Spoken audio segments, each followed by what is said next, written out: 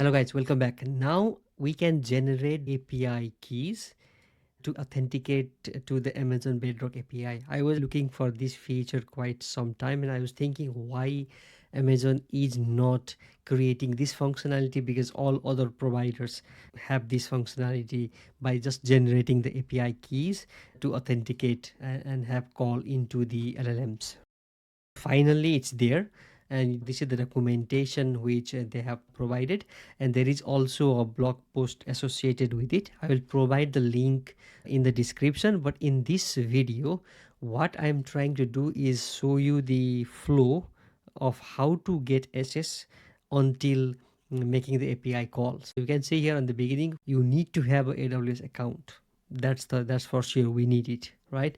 After that, and I'm not going to cover this part, create and set up the account yourself. Then we will go into Bedrock, configure the API keys, install the necessary packages, and make the API call to the LLM. This is the flow that we are going to go through. You can see this is the arrow, that means this comes first and this last.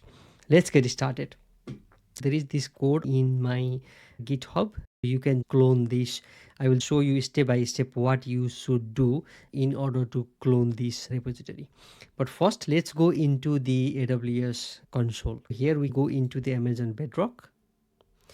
First thing first, as I said, you need to be knowing which model you want to use from the model access functionality here. And remember one additional thing also, that you need to be taking care of which region you can request the model from US East, but you cannot use other regions to access that particular model. In this case I'm going to use the US East one, so it says here US East one, and I will go into the model access part. Here you can see I have already requested some models.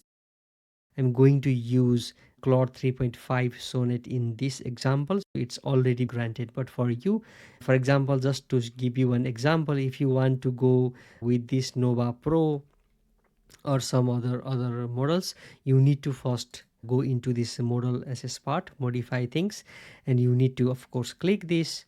For this was just example Nova Sonic. You need to go next and submit. That means that you will have requested the access for this model and you get access for it, then you can utilize it. That is it, I think. So this is what AWS account, and now the model access. Now let's generate the API keys. If you go on the left side, there is the API keys. Click into to make the API request programmatically. You must authenticate with credentials. Amazon Bedrock lets you generate an Bedrock API key that you can use as credentials to make the Amazon Bedrock API request. Two types of short-term API keys and long-term API keys. Short-term API keys expire after your console session expires 12 hours by default. We recommend that you use the short-term keys for setups that require a higher level of security. And there is this long-term API keys also. The long-term API key can be set to longer than 12 hours. We strongly recommend using the long-term keys only for exploratory purposes to avoid security risk in the production, right? It makes clear from the description also. If you want to create short-term API keys, then you can just go here and generate the short-term API keys, right? But we can go to the long-term API keys so that we can have this expiration here. One thing to also mention here is that you don't see the deletion key already from here, because let's say that you use the API key for some reason it was being exposed or something, right? How to delete that API key. And here if you click this one, there isn't anywhere you can delete it. I think it makes sense for me also to explain this, because here it says manage in IAM console, right? For this you need to go into here, because how it works under the hood is it creates a new user for you. And now you can see here is this Bedrock API key 1KMA1, and it was created this time, and then you can see all sorts of things here, and you can even see SS keys and all the things here. But for some reason, let's say that it was exposed, what you can do is just go here, delete it, and you can just say here confirm so that it deleted the user and now the API key is gone. If I go back here and there is no API key, this way once you created the API key also, and let's say you somehow expose it, which shouldn't be the case, but then still there is a way how you can delete this API key. I'm going to create a new one, generate the long-term API keys. Here it says it must be between 1 and 6,000 days. You can go with the 1 day policy. I will create it. It is being created, so I can copy this and later paste it once I have the environment set up. Let's go into the diagram. We have model assets, we have the generate API keys. The next one we are going to go is now into the code and configuring these environment variables, installing packages and having the API calls. For that we need to go into the GitHub to get the code. Okay, so this is the GitHub repo I have provided. You can go here. If you want to follow along, I will use this SSH to clone. I will open the terminal and say git clone this particular repository. So now it's there. I can go inside the Bedrock API keys. I'm going to use VS Code. I'm going to open this in VS Code. Now we have the VS Code. I can already open a terminal here, so I don't need to switch between these two things. First, we need to create the virtual environment. Always when you are working with Python projects, I recommend you to create the virtual environment. For that, what we need to do is, and I'm using UV. If you are new to UV, then I have created a video about UV. You can just watch this video, or there is this installation of the UV documentation. You can just go here and install UV. But the main thing is you should be running or typing UV and it should be showing something like this in your terminal. Then we are good to go. Now we need to run the command called uv sync. This will do is, as you can see here, it creates the virtual environment and install all the necessary packages inside it. So now we have this project toml. You can see here these are the packages that needs to be installed, and we have this greater than 1.3.13 Python version, but it's up to you which one you want to use. If you want to change, then you can also change from here to 3.12 or something that you want, but you don't need to be changing that.